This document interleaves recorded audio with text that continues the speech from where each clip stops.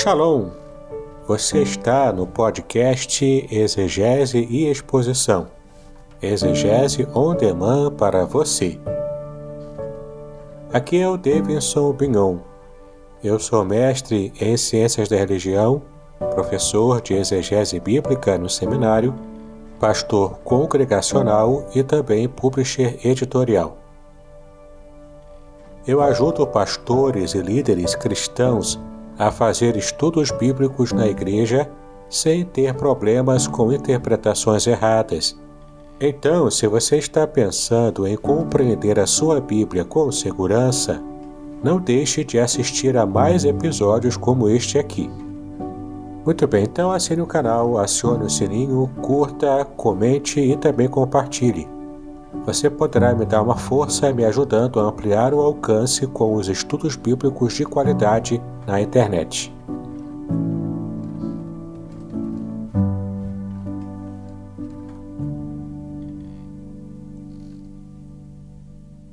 Ok, queridos, já liberado lá o link para quem quiser acompanhar pela internet. Hoje, como eu disse no momento da pregação, vamos apresentar um panorama e também uma análise daquele que eu considero um dos melhores livros do Antigo Testamento, que é o livro de Neemias. Eu gosto muito da mensagem de Neemias, da história que envolve aquele copeiro que se transforma no governador de Jerusalém e faz um trabalho extraordinário. Um homem sem formação em arquitetura, em engenharia, em ciências políticas, ele reconstrói os muros, ele reestabelece a ordem pública, a ordem social e política de Jerusalém, sem ter nenhuma formação nessa área. Ele era copeiro do rei. Claro que o copeiro naquela época era, diferentemente, ele não era uma espécie de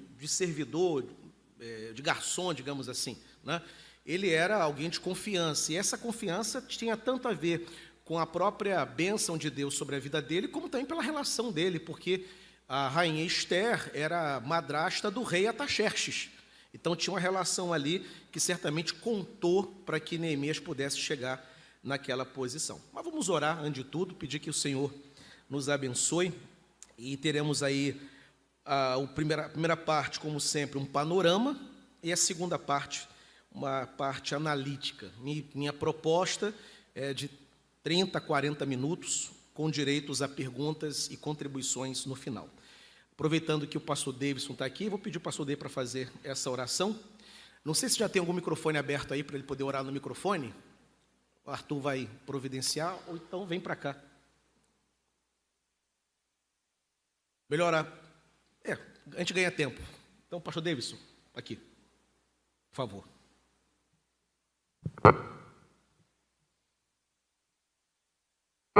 Pai, nós te exaltamos pelo privilégio que temos de estar agora preparando para recebermos a lição da Tua Palavra. Clamamos a Ti a Tua bênção, para que em tudo o Teu servo seja iluminado, para trazer a nós, ó Pai, todos os ensinamentos relevantes e importantes sobre o livro de Neemias. Então, trata conosco nessa manhã.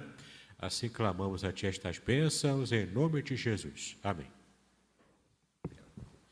Só vou pedir, João, se puder abrir essa porta aqui, João, tá? E pastor Davis, podendo abrir essa daí, para circular o ar aqui. Abrir, por favor. Vamos lá, queridos. Então aí, mensagem de Neemias para hoje, né? O que a gente pode aprender com o livro de Neemias?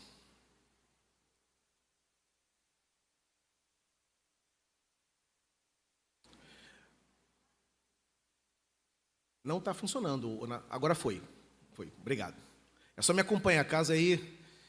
É só me acompanhar para poder girar.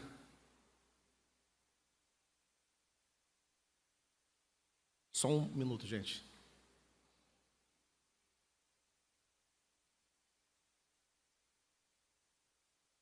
Tá ligado? Tá ligado. Obrigado. Vamos lá, então. Então, Neemias, que quer dizer o nome, né, o significado do nome dele em hebraico, quer dizer consolo do Senhor. No antigo... Está funcionando? Tá, obrigado, Natália. Então, no antigo cano hebraico, né, Esdras e Neemias formavam um só livro, né? E a Septuaginta é a tradução do Antigo Testamento para a língua grega. O mundo inteiro estava falando grego e era necessário pegar os textos do Antigo Testamento e traduzi-los para o grego. E essa tradução aconteceu e é chamada de Septuaginta, e tem esse nome porque foram 70 judeus alexandrinos que fizeram essa tradução, permitindo que o mundo antigo, que falava o segundo idioma, né, porque o primeiro era o nativo de cada nação, o idioma nativo de cada nação, e o segundo, que era o inglês da época, era o grego. Então, na Septuaginta, já houve aí uma configuração diferente. Depois veio a Vulgata, que é a versão católica da Escritura. Ela teve também uma configuração conforme está mencionada ali, né? A Vulgata Latina é quem primeiro os divide, chamando Esdras de Esdras 1 e Neemias de Esdras 2. Mas aí vem depois o cânon como nós conhecemos, né? Vamos chamar de cânon evangélico, que é o cânon que a gente utiliza, né? Só a Bíblia evangélica e moderna, só a Bíblia evangélica e o moderno cânon hebraico mantiveram a divisão, dando a eles os nomes de personagens centrais.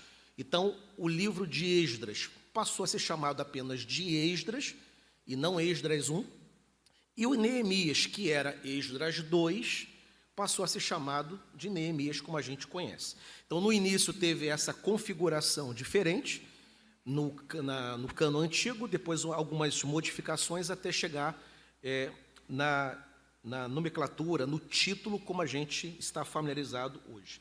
O autor, Esdras, o sacerdote, né, e escriba, e ele é considerado pela tradição judaica o autor do primeiro e também do segundo livro das crônicas, de Esdras e também do próprio livro de Neemias.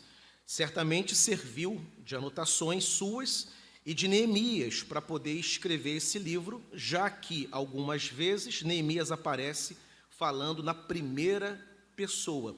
É interessante isso porque, embora Esdras tenha sido o autor, você, quando abre o livro de Neemias, percebe ele falando, né? Ele pergunta da situação de Jerusalém, ele é informado, ele ora, ele comparece diante do rei, e você tem ali aquilo que em literatura é chamada de eu lírico, né? Um eu lirismo, é o autor presente na narrativa. Então, isso são anotações que Neemias fez, e Esdras, que é o autor do livro, se apropriou dessas anotações para deixar o registro conforme a gente conhece. A data da escrita, em torno de 430 a.C., um pouco depois de Malaquias encerrar a sua profecia. Isso, a data em que o livro foi escrito. Agora, o tempo de ação, os acontecimentos do livro de Neemias, eles estão datados de quando? Quando que acontece aqueles eventos ali? Desde a primeira viagem de Neemias a Jerusalém, e isso por volta do ano 444 a.C., até a restauração completa do culto no templo. Ok? Então, o tempo de ação é desde o momento que ele sai, essa saída dele para Jerusalém está narrada no capítulo 2. Ele tem um encontro com o rei pergunta como que ele entra na presença do rei com um semblante triste, não se podia, porque você está diante da presença real. Então, interessante isso, né? O rei, um personagem humano, não admitia que se entrasse na presença dele triste. E aí ele entra, porque não consegue estar alegre, porque ele acabou de ser informado que Jerusalém está desolada. Os muros derrubados, as portas, os portões, numa época em que as cidades eram todas sitiadas para evitar invasão estrangeira.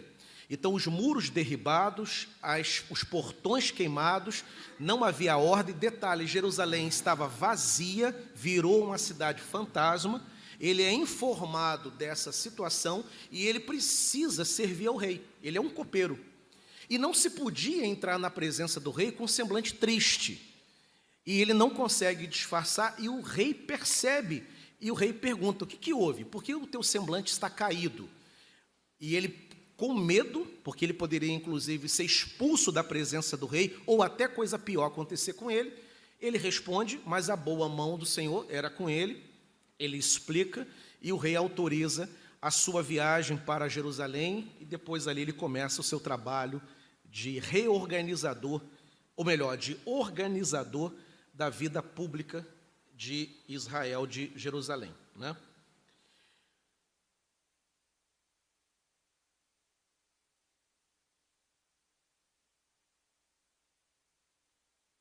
Vamos lá.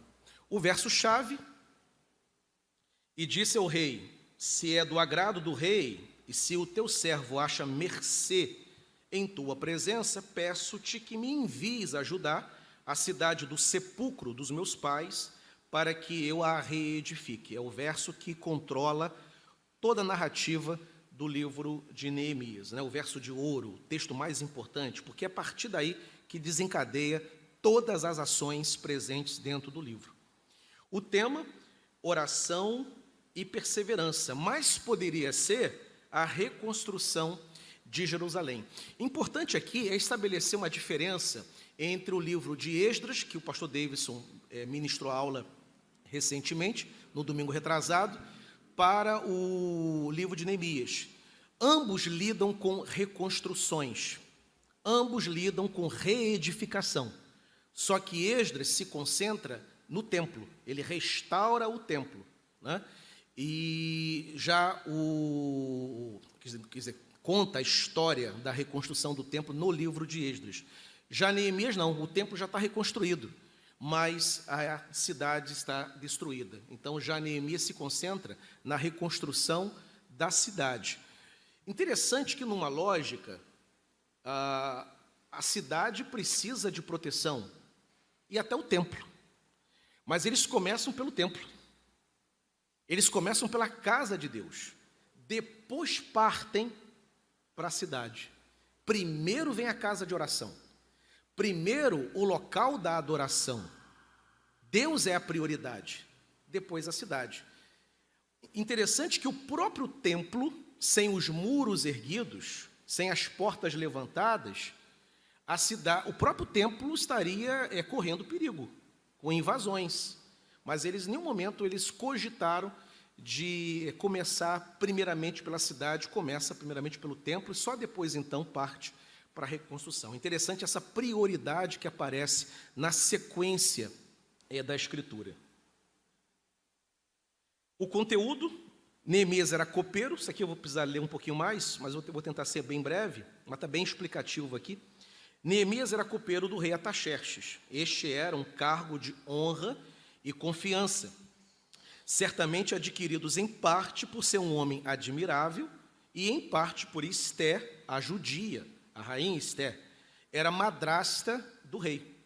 Neemias recebera notícias do estado calamitoso da cidade de Jerusalém. Esdras já estava lá há 13 anos. O templo já fora construído, mas os muros e a cidade ainda estavam desolados. Ele se entristeceu bastante e o rei leu isto em seu rosto. Artaxerxes não somente permitiu sua ida a Jerusalém, como também nomeou governador da cidade e lhe autorizou levar madeira para a reconstrução. Depois eu volto nessa questão do conteúdo. Então, toda a dinâmica do que vai acontecer nos capítulos do livro de Neemias tem relação com a notícia que ele recebe de Jerusalém, com a maneira como ele reage, a oração que ele faz a Deus pedindo favor diante do rei, né?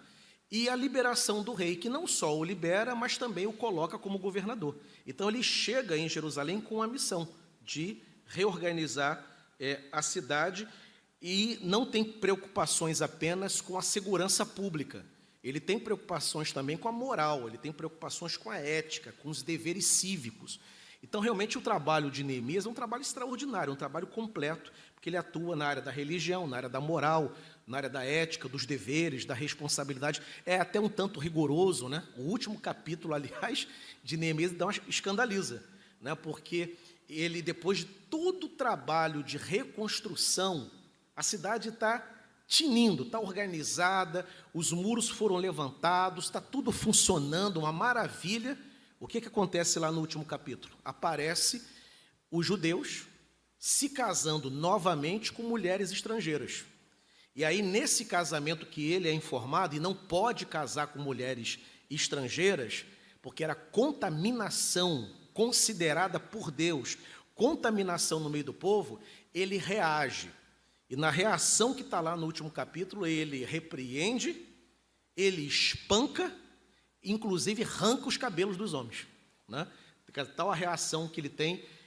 E aí tem quem pergunte, né, por que uma reação tão explosiva?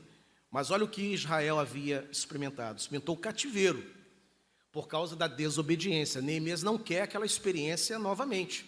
Então, quando ele vê que o povo, depois de tudo feito, templo reconstruído, cidade reconstruída, está lá o povo desobedecendo novamente, trazendo o olhar negativo de Deus, aí ele vai repreende, se não bastasse repreender, ele bate, e se não bastasse bater, ele arranca a barba e o cabelo dos homens, para nunca mais se casarem novamente com mulheres estrangeiras. Então ele é alguém muito visceral, né? As entranhas de Neemias estava naquele empreendimento, ele estava realmente levando a sério aquele momento de reavivamento, de restauração da cidade. Deixa eu avançar aqui mais um pouco, que depois eu volto, na segunda parte analítica, eu trago um pouco mais desse conteúdo, senão eu vou ficar repetindo o que não precisa agora. Vamos para a divisão. Como é que a gente pode pegar os capítulos, né, os 13 capítulos do livro de Neemias, e qual é a visão panorâmica que nós temos dele? Primeiramente, o livro de Neemias pode ser dividido, aliás, pode não, ele é dividido em 13 capítulos, né? Do primeiro ao segundo,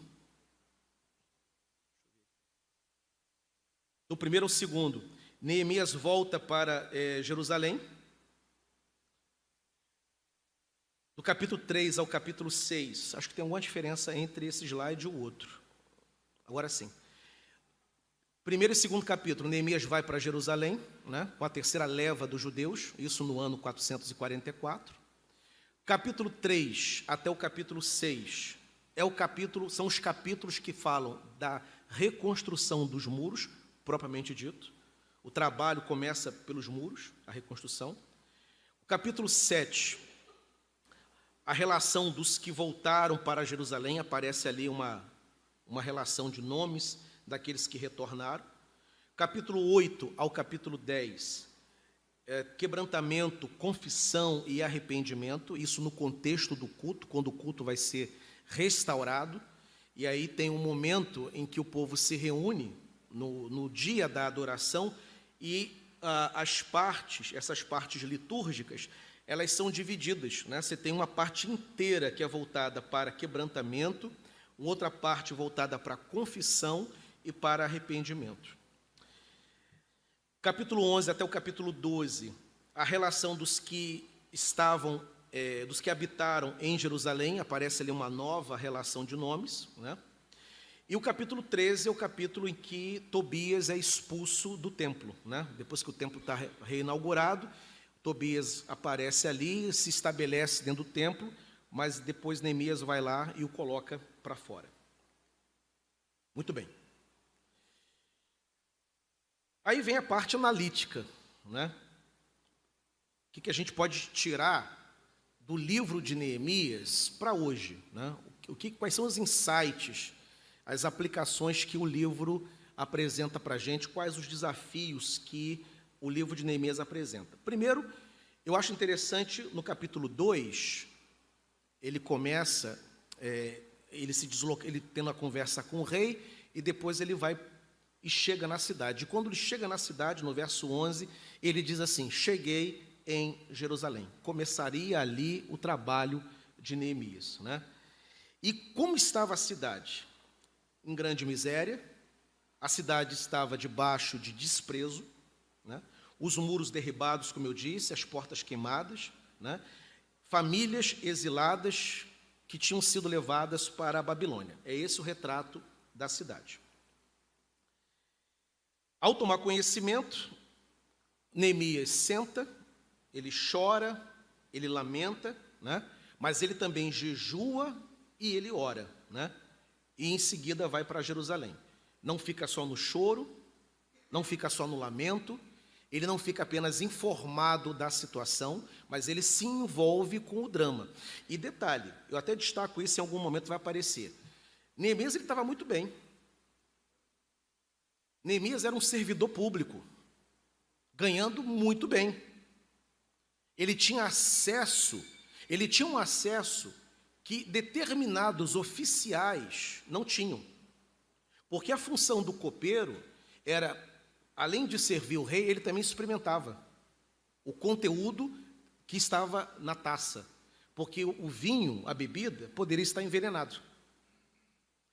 Então, era muito mais do que alguém que está com a bandeja, por mais honroso que a função seja, e está ali servindo ao rei. E não era qualquer pessoa, porque o próprio copeiro, inclusive o Império Romano está cheio de história assim, né? De imperadores que foram envenenados pelos copeiros, né? Era uma furada. E ele então gozava, portanto, de uma alta confiança do rei. E ganhava muito bem para isso. E ele está lá, longe do problema, longe de Jerusalém, num país estrangeiro, num serviço público, ganhando com confiança do rei, poderia muito bem ficar ali até a sua aposentadoria, até a sua velhice. Só que quando ele é informado, ele se envolve com drama. Isso é muito nobre. Isso tem que ser destacado na vida de Neemias. O problema de Israel era um problema dele, ainda que ele não estivesse sentindo aquela agrura, aquele sofrimento na pele, mas ele se compadece e se solidariza com aqueles irmãos, né? Pode abrir, Robert, senão fica muito quente aqui. O pessoal vai passando, não sabe que eu pedi para abrir, aí ficam fechando. Obrigado. Muito bem, aí ele parte para a construção, chega a dizer que a obra é grande e extensa, está se referindo, né, ao trabalho empreendedor da reconstrução dos muros. E detalhe, sem nenhuma formação na área, não era engenheiro, não era arquiteto, não era pedreiro, né, mestre de obra, era um copeiro que está lá fazendo um trabalho e recuperando, portanto, a cidade. Letra D, vem as etapas da construção, da reconstrução. Os muros foram levantados, está lá no capítulo 5. Depois ele se preocupa com a segurança pública, e ela vai ser restabelecida. E aí a polivalência, né, o repertório que Neemias tem. Porque ele cuida primeiramente dos muros, mas de imediato ele já pensa também em restabelecer a justiça na cidade, em restabelecer a segurança, o que a gente chama hoje de ordem pública, né, de segurança pública, e vai tomar as providências para que essa ordem se restabeleça e haja circulação novamente em Jerusalém, porque Jerusalém estava na época vazia, tinha virado uma cidade fantasma. Eu não sei se os irmãos aqui já tiveram oportunidade de visitar alguma cidade que não deu muito certo. Eu já tive. Aqui em Campos dos Goitacazes, a gente tem lá a praia de Atafona, né? Eu estive lá, fui pregar na igreja presbiteriana da região e tive a oportunidade de ir até a praia de Atafona, que eles chamam de cidade fantasma, né? É porque o mar foi avançando, avançando, avançando, as casas foram sendo destruídas, né? E a cidade terminou sendo, não a cidade, mas porque a cidade é Campos, o bairro terminou sendo abandonado e hoje virou um ponto turístico, né? Eu não sei como está hoje, eu estive lá a última vez há quase 20 anos, certamente houve mais algum tipo de avanço de lá para cá. Jerusalém estava assim, casas vazias. Tanto que é proposto por Neemias que de cada 10 habitantes de outras regiões, pelo menos um viesse para Jerusalém para povoar a cidade novamente, para que a cidade pudesse voltar a ter a sua dinâmica e a sua atuação. Nobres e magistrados, né, e o povo, de maneira geral, foram cadastrados, né, para que houvesse o trabalho. Então, nobres, magistrados e o povo aí foi contabilizado. Também, nesse trecho, o culto ao Senhor, as festividades devocionais e os ofícios religiosos são restaurados. Muro, ordem pública, e agora ele vai restaurar também o culto, né? Como o culto deve acontecer, as partes do culto, que a gente chama de atos litúrgicos, né?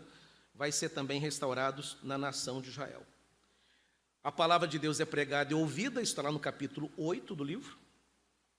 O povo arrependido confessa os seus pecados. Para mim, é um dos momentos mais importantes e mais bonitos do livro de Neemias, porque o povo que está aqui, né, não necessariamente, porque há um retorno, né, para Jerusalém, quando os exilados foram autorizados 13 anos a retornar para a nação. Necessariamente quem tinha retornado não tinha ido para o exílio, porque o exílio durou 70 anos. Então, quem foi exilado e tinha 30, 70 anos depois está com 100, ou então já morreu, a sua maioria já morreu.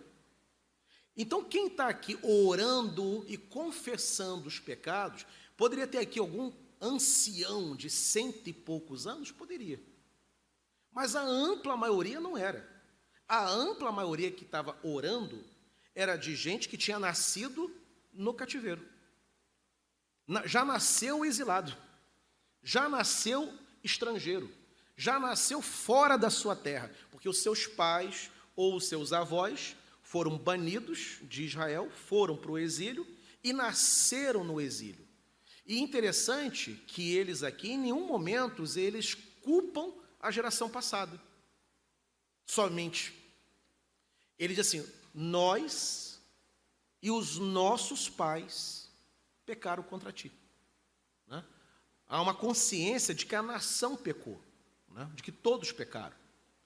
E o povo agora está alegre e desejoso desse perdão e dessa restauração de fato, né? A cidade, então, floresce novamente, capítulo 11. Né? Capítulo 11, do verso 1 até o capítulo 12. Foi difícil e trabalhoso para Neemias, né? Nessa dificuldade, nesse trabalho que ele teve, houve também severas oposições. É aqui que aparecem as figuras famosas de Sanbalat e Tobias, né? Que eles vão lá, eles não querem ver a cidade reconstruída, estão incomodados com aquele empreendimento e ficam perturbando o tempo todo Neemias, fazendo oposição, né? Então, embora fosse um trabalho digno, um trabalho do Senhor, nada foi fácil para Neemias, porque ele precisou lidar com oposições estranhas e inexplicáveis, porque o pessoal ali estava tentando impedir que o trabalho, de fato, avançasse. Neemias era copeiro do rei Artaxerxes, e mesmo seguro com seus rendimentos e gozando da confiança, ele decidiu deixar aquela segurança, aquela proteção toda que ele experimentava para ir para Jerusalém. Por isso que ele, como eu disse, é digno de toda admiração, a solidariedade dele, a luta dele, né? Porque ele não é alguém que está sofrendo de longe, né? É interessante quando às vezes alguém quer dar palpite, né, sobre o que acontece no país, mas não mora aqui. Imagina você indo para morar em outro país, morando na Europa, vai morar no Canadá, vai morar nos Estados Unidos, né, longe de problemas que possam acontecer no seu país de origem, e você emitindo opinião, né, com toda segurança. Neemias não. Ele faz o inverso. Não, eu não estou sofrendo, mas o meu povo está. Eu estou bem, mas o povo não está. Eu estou seguro, mas não tem segurança na minha cidade. Eu estou ganhando meu dinheiro, mas tem gente passando fome.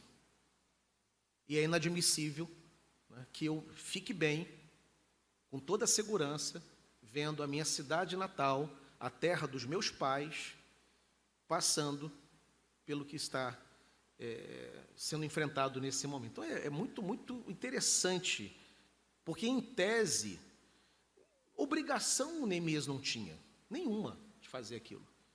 O dever dele era de orar certamente pelo seu país, orar pelo seu povo, mas ele vai além da oração. Ele se coloca diante de Deus para ser instrumentalizado por Deus e a obra de restauração acontecer. E conseguiu, né? Letra G, o testemunho do livro de Neemias é que todos os empreendimentos de Neemias logram êxito. Ele realmente consegue a restauração da cidade. Logo que chegou em Jerusalém, se propôs a fazer todo o trabalho. Ele atribui, inclusive, como está aí no capítulo 2, verso 12, ele afirma que tudo aquilo foi colocado por Deus no coração dele para fazer, não partiu meramente de Neemias, de uma bondade dele, de uma generosidade, mas era da vontade, ele se sentiu compelido pelo Espírito Santo a realizar aquele trabalho, né? E uma grande lição que a gente aprende aí, letra H, é de que Deus nos chama para atuar no meio do caos. E com a sua bênção, direção e unção, a paz, a ordem, a justiça se reestabelecerão. Neemias tem uma grande lição, uma grande aplicação para nós, que somos crentes, né? É da tendência do ser humano buscar paz e conforto.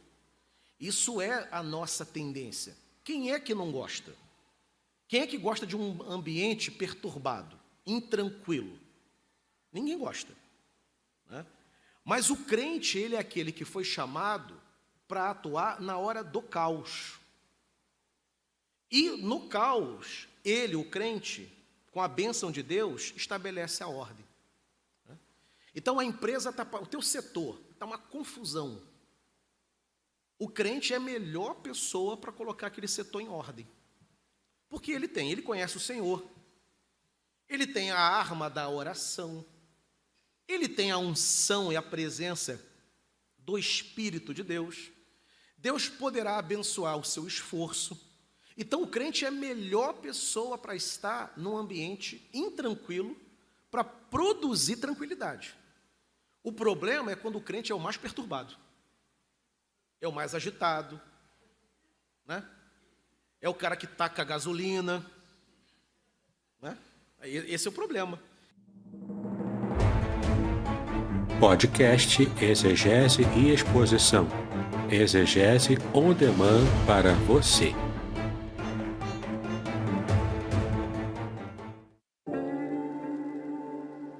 Shalom! Aqui é o Davidson Pignon. Eu ajudo pastores e líderes cristãos a fazer estudos bíblicos na igreja sem ter problemas com interpretações bíblicas erradas. Então, se você está pensando em compreender a sua Bíblia com segurança, não deixe de assistir a mais conteúdos como este aqui neste canal. Novamente citando a igreja de Caruaru, né, eu estava almoçando com um irmão, aí me apresentou lá uma irmã, que era, inclusive, exercia uma liderança importante lá na igreja. Ele falou assim: pastor, é a pessoa mais complicada aqui da igreja. Disse, caramba, rapaz. E nessa posição. Depois edita essa parte, tá? Tá, Deus, mete o dedo, edita essa parte, vamos chegar lá. Enfim, né? Quando o crente é o mais agitado, aí é um contrassenso. Ele está contrariando a vocação dele. O crente foi chamado para... Então, a sua família está num pé de guerra. Você é aquele que chega, a calma se estabelece. A ordem, né? A assembleia está um tumulto.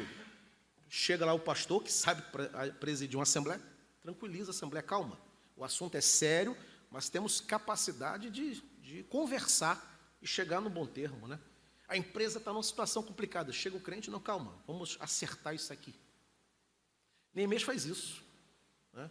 Ele chega num ambiente totalmente inverso e ele coloca uma lógica ali. Então isso é muito admirável e aponta para todos nós, porque é essa mensagem que o livro apresenta para a gente. A Bíblia Sagrada ela tem uma parte que é histórica, está dizendo os fatos que aconteceram, pronto.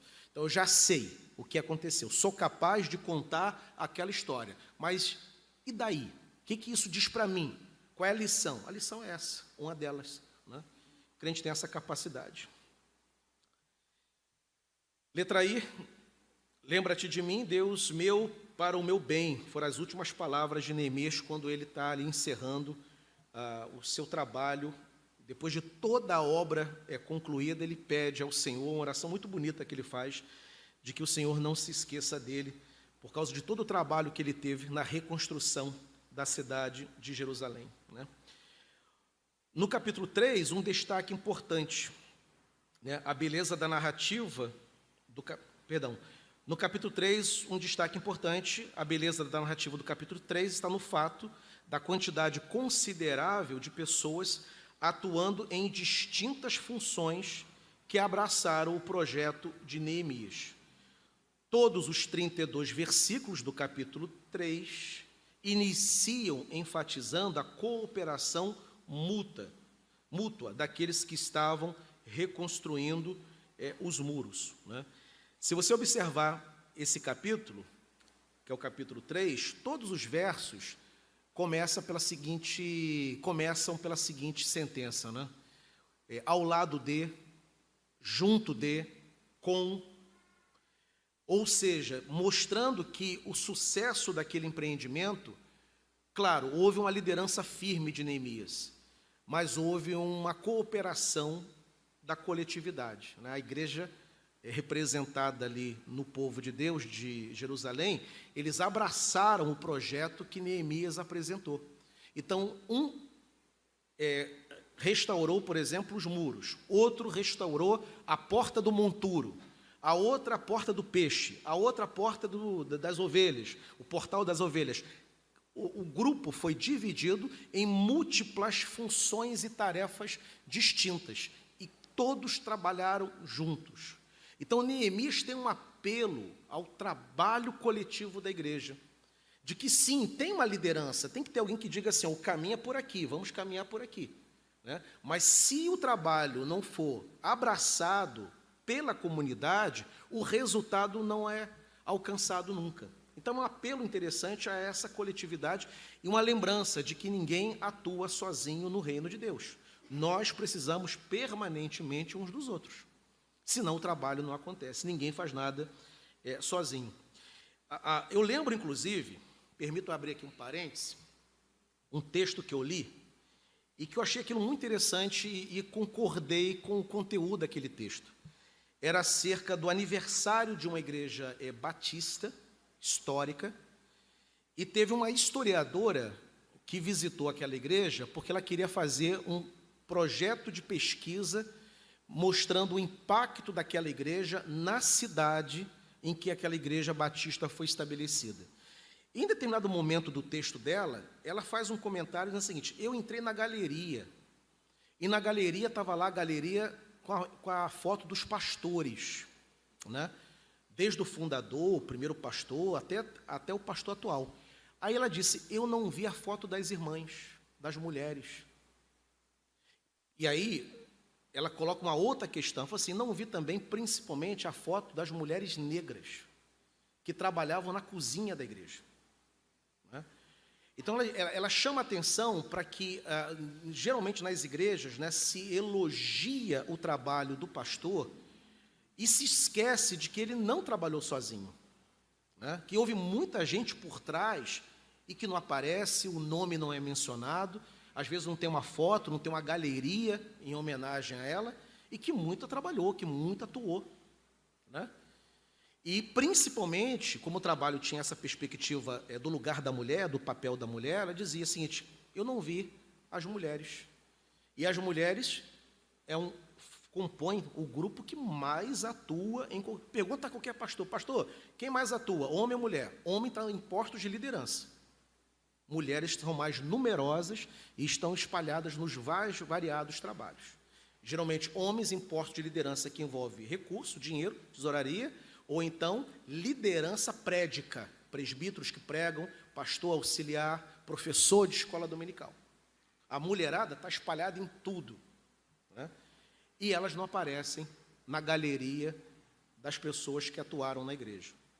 Interessante isso, né? De enfrentar temas espinhosos que são importantes para a gente poder pensar de fato. Não aparece muito, não.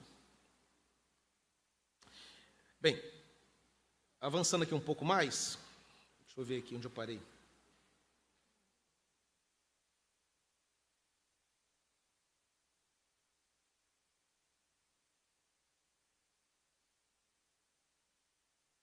Algumas lições preciosas podem ser extraídas dessa porção das Escrituras, né? Precisamos de alguém que nos inspire. É uma lição que emana do livro de Neemias. Neemias é um cara inspirador, né? E ele é alguém que entra num ambiente caótico e ele consegue gerar uma esperança coletiva, porque ele é alguém animado, esperançoso, e enviado por Deus na reconstrução daquela cidade. Todos nós precisamos de modelos e de referência, né?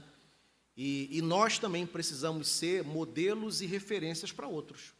Como Neemias foi, a gente também precisa ser esse modelo para quem nos acompanha, para quem está perto da gente. Neemias não mata o sonho de ninguém. E, aliás, não tinha nem sonho, ninguém sonhava, né? Vão sonhar o sonho de Neemias. E ele consegue passar esse sonho à sua frente. Era um verdadeiro líder, né? Porque você chegar numa cidade daquele jeito e você conseguir animar o pessoal, olha, em menos de 60 dias, que foi o caso, durou 50 e poucos dias, a construção dos muros, ele em 50 e poucos dias conseguir reorganizar a cidade, é um feito extraordinário, né? Então, precisamos sempre de alguém que nos inspire. Uma segunda lição que nós tiramos também do livro é que nós precisamos de gente inconformada com o caos. Além de Neemias servir de inspiração, ele é alguém que ficou inconformado com o retrato que foi apresentado a ele da sua cidade querida. Ele não aceitou aquela última palavra acerca da sua cidade. Ele, não, calma aí, isso está errado. A cidade de Jerusalém não foi levantada por Deus para ficar assim. O povo eleito de Deus não é para viver esse estado deprimente que está vivendo. Então ele se inconforma com a situação, né? Interessante isso porque, às vezes, em determinadas situações da vida, a gente se conforma, né? A gente se conforma, não vai mudar, o casamento não vai mudar, a vida é essa mesma, a situação é essa, não há nada que eu possa fazer, não tem solução. E com Neemias nós aprendemos o quê? Que com Deus sempre tem solução. Você não pode permitir que uma situação contrária à vontade de Deus se estabeleça e domine e você se conforme. Pais, por exemplo, com filhos que estão fora da igreja, precisam se conformar com isso e não aceitar, né? Algum enfrentamento que você esteja tendo em alguma área da vida e que está indo para além do que Deus estabeleceu para você como promessa, e você sabe que o rumo da tua vida não está legal, não é o que você sabe que Deus quer para você, mas a vida está te levando para essa, não é para se conformar, né? Novamente aqui recuperando a figura de Neemias, completamente seguro, né? Vivendo lá, e a cidade distante. Não, inadmissível que a cidade de Deus, onde tem o templo, onde o culto ao Senhor é oferecido, é inadmissível que permaneça nesse estado degradado, nesse estado deplorável. Temos que reerguer, temos que fazer. Quando uma igreja, por exemplo, ela passa por uma fase difícil, né? Você tem dois grupos. Você tem aqueles que olham e que são mestres em diagnósticos. Só sabem dizer que está ruim. E você tem outro grupo, que arregaça a manga. Temos que fazer alguma coisa. Né? O mundo inteiro, nos últimos 2 anos, enfrentou uma pandemia. Teve gente que... É isso aí. Não há nada a se fazer. E teve gente que arregaçou a manga. Né? Teve gente que ficou desesperado e teve gente que enfrentou. Teve gente que perdeu o seu emprego e foi vender bolo, e foi fazer alguma coisa. Né? Teve gente que viu as igrejas, de maneira geral, se esvaziarem, mas, ao mesmo tempo, uma liderança nova surgir, arregaçando a manga. Não, agora é hora de dar o sangue. Porque se antes, né, não precisavam muito de mim, agora precisam e muito. Né? Então, várias igrejas, novas lideranças foram constituídas no período da pandemia, que foi um período terrível para as igrejas. No início, nenhum de nós sabíamos onde ia parar aquilo. A igreja ia fechar? Os crentes iriam voltar? Teria receita para pagar salários? Teria receita para pagar prebenda para pastor? Teria receita para pagar missionários? Como estão os missionários? Se aqui estava ruim na cidade, imagina o campo missionário. Com todo o recurso, com hospitais. Imaginemos então o que os missionários na ponta do agreste nordestino, das regiões ribeirinhas, o que eles enfrentaram. Mas aí, ou a obra parava, porque o cenário é esse, não há nada que se possa fazer, ou vamos enfrentar. Né? Tenha culto com a quantidade que a prefeitura permitir, vamos criar aí um mecanismo de comunicação. Né? Várias igrejas, inclusive a nossa, adaptaram para o culto online, para poder alcançar os irmãos. Ou você para, ou você enfrenta. Então, a história de Neemias é essa história seguinte, de que a gente não pode se conformar com a adversidade que a gente vê. E que a adversidade oferece a nós uma oportunidade de enfrentar e de sairmos vitoriosos dela. Uma terceira lição, dependemos uns dos outros, né? Isso aqui eu gostaria de ler, mencionei alguma coisa, mas eu posso repetir aqui. Uma terceira grande lição do livro, que nós dependemos uns dos outros. Todos são importantes na obra de Deus, né? No capítulo 3, já mencionado, aprendemos que os portais das ovelhas, dos peixes, do vale, do monturo, da fonte, das águas, dos cavalos, da guarda, com suas trancas, ferrolhos e muros, foram edificados por diferentes homens, de diferentes famílias, com talentos e funções distintas. Que poderosa lição! No reino de Deus, todos são importantes e, por isso, ministram uns aos outros, auxiliam uns aos outros, a fim de que a edificação de todos seja alcançada. Caminhando para o fim, não há caos ou tragédia que não possam ser transformadas pelo Senhor, Deus Todo-Poderoso. O Deus que mudou a sorte de centenas de milhares de pessoas, entre aquelas que habitavam por toda Jerusalém, continua tendo todo o poder de mudar a vida de cada um de nós, em nossas lutas, fracassos, ambiguidades, contradições, frustrações, medos, decepções e sofrimentos. Né? Afinal, para Deus não há impossíveis. Né? Você abre o primeiro capítulo de Neemias e depois abre o 13º. A cidade está florida, funcionando, protegida, muros reerguidos, a vida voltou, depois de um intenso trabalho de Neemias. Né? E onde Cristo aparece? E aqui eu termino. Né? Onde Cristo aparece dentro do livro de Neemias? Embora o livro não faça uma menção direta a Cristo, Neemias representa Cristo pela sua vida modelo. Foi um líder corajoso, lutando contra as desavenças e encorajando o povo a fazer a obra de Deus, semelhante a Cristo, que lutou contra a oposição do povo e encorajou seus discípulos a permanecerem firmes. Orava com fervor, Neemias era um homem de oração, como Cristo orava, e finalmente era dedicado à lei de Deus, né? Valor muito importante também na vida de Cristo, né? Tudo que Neemias faz, ele faz de acordo com a palavra de Deus, de acordo com a lei de Deus. Em nenhum momento ele tenta fazer nada da sua cabeça. O grande objetivo dele era fazer conforme a lei. E aí, quando falo lei, é o Antigo Testamento, né? É o texto que se conhecia até então da Torá, que determinava aquelas ações, né? E o resultado é aquele que a gente já sabe.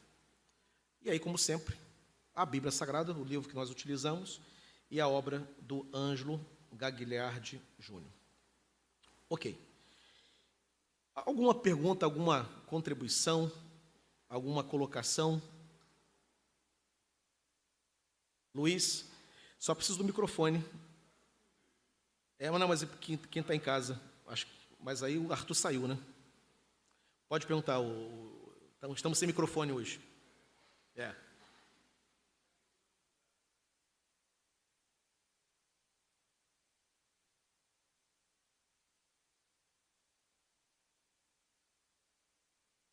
É um período posterior, né? Ageu, Zacarias e Malaquias. Ele é do contexto da restauração, né? Aquela coisa, embora o povo tivesse sido retornado, saído do exílio e voltado para Jerusalém, e o trabalho de reorganização ter acontecido, sempre os profetas percebiam que tinha mais a ser feito, né? Então, eles terminavam sempre exortando o povo a fazer determinados concertos, né? A exortar o povo a melhorar a sua relação ou com o templo, ou com o culto, com a adoração e assim por diante. Entendeu? Houve etapas, né? Foram 2 etapas. A reconstrução do templo foi em 2 etapas. Houve uma paralisação. Esse segundo, de 11 anos. Esse segundo templo, inclusive, que é o templo de Zorobabel, como é chamado, ele chega a ser maior do que o templo de Salomão, né? Que já era uma coisa grandiosa, chegou a ser maior do que o templo de Salomão. Então, não era mais bonito, o mais bonito era o de Salomão, né? Ele era extraordinário. Então, quer dizer, então essa exortação era em função disso, de que apesar do povo ter retornado e de estar debaixo da nova ordem de Jerusalém, sempre tinha problemas aos quais os profetas enxergavam e eles exortavam, né? E estimulando, inclusive, a conclusão do templo, né? A concluir aquela restauração. Ok? O microfone voltou, gente. Se houver, Anderson.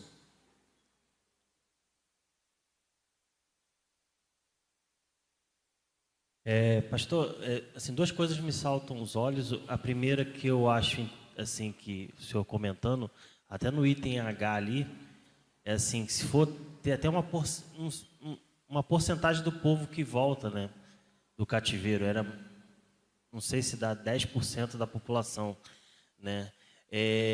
Me salta aos olhos porque o cativeiro egípcio é um cativeiro de escravidão, em que os judeus sofrem. Mas o babilônico, no início, pode ser ruim, mas eles enriquecem em certa medida, assim. Desenvolvem comércio lá, tem a sinagoga que acaba substituindo o templo. Isso. E aí me lembra do Salmo 137, quem seria aqueles que diziam assim, olha, que tinham saudades de Jerusalém, né? Que estavam ali nos rios da Babilônia, né? Então, assim, se esse seria as mesmas pessoas que logo depois... Muitas delas não vão querer voltar para Jerusalém, e aí me salta aos olhos essa questão que o senhor falou que, em grande parte, é muito comum a gente se amarrar nas nossas seguranças, né? Então, até por isso eu acho, aí eu não quero estender muito, por isso que em Apocalipse vai usar muito a figura da Babilônia e não do Egito, porque o cativeiro babilônico é um cativeiro que conquista, né? Não te oprime, mas te convida, né? Então, talvez seja uma grande lição para a gente no cristianismo nosso ocidental, que está muito permeado por uma lógica de prazer, de bem-estar, né? Tem até um conceito agora das igrejas americanas que seriam umas welfare church, que seriam igrejas do bem-estar, né? que é a igreja onde tem todo um serviço que você se sente muito confortável. Enquanto a gente olha um cristianismo que ele é profundamente desafiador, ele é arriscado em certo sentido, né? E então essa é a primeira coisa que me salta aos olhos. A segunda coisa, que eu acho que é uma coisa que a gente pode tomar um ensinamento para nós mesmos, é que talvez a gente, hoje está muito em voga essa coisa da teologia bíblica, as metas narrativas, essas narrativas que controlam a Escritura, né? Tem a teologia da aliança, tem teologia da criação, essas coisas assim, né? Então, essa teologia bíblica que tem essa narrativa, a Bíblia também é a história de duas cidades. E a gente perde um pouco, talvez, na nossa perspectiva como teologia e como igreja, que Deus também está ensinando Israel o tempo todo como ter uma ordem social. Desde o povo saindo do Egito, né, vindo até aquele momento ali, Deus está construindo uma ordem social. E nisso eu acho que parte essa ideia de o lugar da adoração e da devoção como centrais na construção de uma nação, né? Não vou dizer de uma nação, talvez, mas de uma realidade social, o lugar da devoção na construção disso, né? Por isso que Davi, para mim, se eu fico me indagando, por que Davi é o homem segundo o coração de Deus? De todas as coisas, eu acho que, assim, na minha opinião, assim, eu acho que Davi entendeu que a cidade tinha que nascer de um lugar de devoção, né? Desse lugar de Sião ali, que é esse lugar, né? E a gente perdeu um pouco a perspectiva de que a Bíblia é uma história de duas cidades. Em Gênesis 11, você tem Nimrod levantando a primeira cidade, e Deus, em Gênesis 12, parece que dá uma resposta. Então, eu vou chamar um homem para dele tirar uma família, de dar uma família fazer uma nação, e dele vir um homem que depois vai edificar um povo para mim, que perdeu um pouco a perspectiva do Novo Testamento grego. Tem a palavra eclésia, mas provavelmente Jesus não disse eclésia em Mateus 16. Ele disse alguma coisa parecida com carral, que tem muito mais a conotação de nação, etnia, né? Então, assim, parece que perdeu um pouco, a gente perdeu ao longo do tempo essa perspectiva de que Deus está edificando a sua cidade. E Abraão, ele é mencionado em Hebreus como um homem que ia atrás de uma cidade cujo edificador é Deus, né? Então, nesse contexto, se Deus está construindo uma ordem social, e aí você, nos estudos de escatologia, a igreja, ela é um protótipo, ela não é só uma comunidade religiosa, mas ela é um protótipo de sociedade que vai se manifestar na volta de Jesus. É como se fosse uma antecipação de um tipo de sociedade que o mundo vai ver quando Jesus vir para governar, né?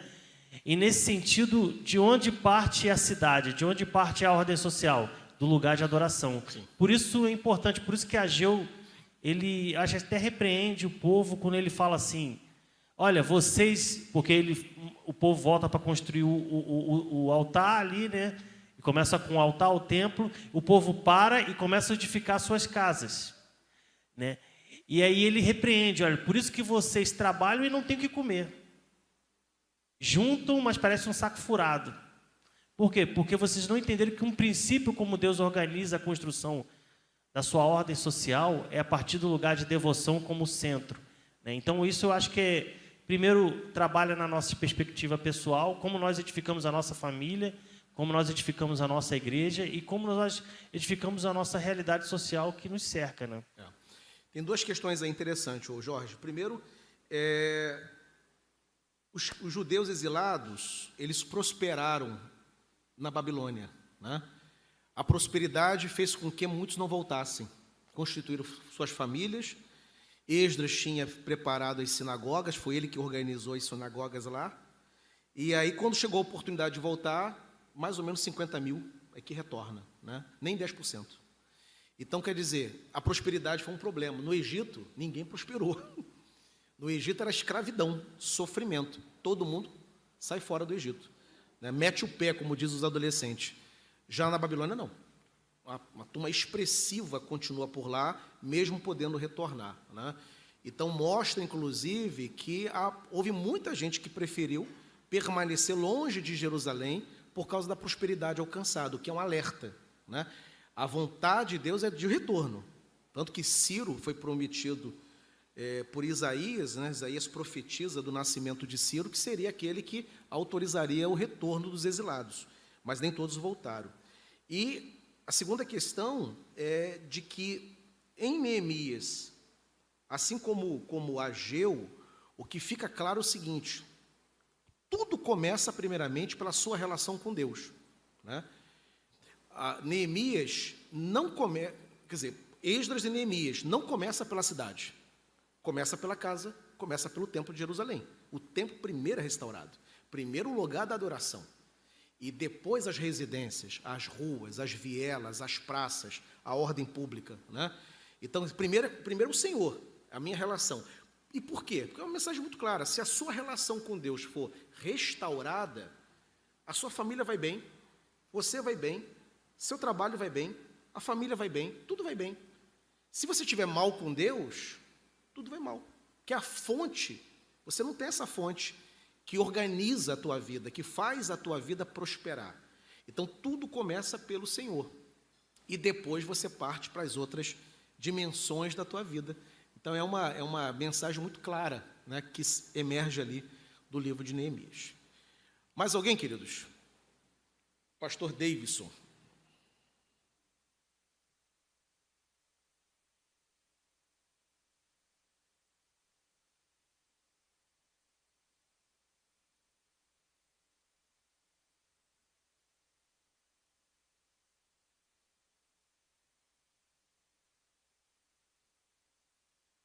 Alô, alô. Oi, pastor Idauro, a todos os irmãos. É um reforço do que o querido irmão lhe falou, e de fato o que ele disse está perfeitamente correto. Por quê? Porque a cidade de Jerusalém, né, ela existe, teve que ser reconstruída em Neemias. Agora, o templo é o coração da cidade, e por um motivo muito simples, que nem sempre a gente conhece. O que ele disse sobre a palavra eclésia, que em grego é igreja, ela desde o Antigo Testamento já vem sido mencionada, só que não como eclésia no original. É kahal, como ele disse. Que na Septuaginta traduziu kahal para eclésia.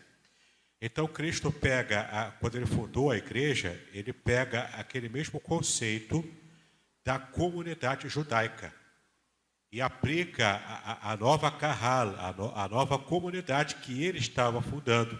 Mas é o mesmo conceito, o pensamento é hebraico. A palavra é grega, mas o pensamento é hebraico. Então, ele pega essa mesma ideia da comunidade, que agora é a comunidade dele, que ele fundou, Cristo. E por que Jerusalém? Porque o templo é o coração. Porque no exato lugar onde foi construído o templo de Salomão, e hoje é ocupado pela cúpula dourada, a mesquita que está lá, que é uma mesquita muçulmana. Está no coração daquela cidade. Por quê? Porque na tradição judaica foi exatamente naquele local que Abraão quase sacrificou Isaac, que eles chamam na tradição de Akedah de Isaac. Isaac, como a gente às vezes interpreta errado, ele não representou Cristo naquela situação tipológica, né, do quase sacrifício dele. O real representante de Cristo naquela cena foi o cordeiro que estava preso e que foi de fato sacrificado. Era aquele cordeiro que foi achado na montanha. Mas o Isaac, ele representa a nossa situação espiritual diante de Deus. Nós estávamos a ponto de sermos sacrificados. Mas então o próprio Deus substitui, trazendo Cristo para morrer em nosso lugar. Então toda a riqueza espiritual desse conceito estava concentrado e centralizado no lugar exato do templo, que com a história de Israel, as várias tomadas, destruições do templo, hoje é ocupado pela mesquita, entendeu? Mas é central para a religiosidade de Israel entender que aquele é um local de manifestação espiritual tremenda. E para nós cristãos, que entendemos que Cristo é o nosso substituto, naquele quase sacrifício de Isaac, para nós o valor é ainda maior, porque tem uma representatividade que é tudo para a nossa vida espiritual, entendeu? Não, e interessante que se houver, por exemplo, ali um conflito, né, porque o lugar se tornou sagrado também para os muçulmanos. Quem é que bota a mão ali? Né? Para eles a importância é menor, É. porque ali tem a ver com uma passagem na vida de Muhammad, né, de Maomé. A importância é bem menor do que é para judeus e também para cristãos. Se remover ali o problema. Ok, queridos, meio-dia, podemos encerrar, podemos parar?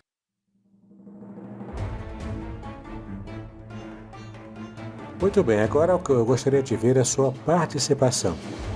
Entre em contato comigo, compartilhe a sua experiência comigo e quem sabe até se você enviar em formato de áudio, eu possa aproveitar a sua experiência para apresentar no próximo episódio do podcast Exegese e Exposição. Eu sou Davidson Bignon e eu ajudo pastores e líderes cristãos a fazer estudos bíblicos da igreja, sem terem problemas com interpretações erradas. Se você então está pensando em compreender a sua Bíblia com segurança, não deixe de assistir a mais episódios como este aqui. Então, assine o canal, acione o sininho, curta, comente e também compartilhe. Ajude-me a ampliar o alcance com estudos bíblicos de qualidade na internet.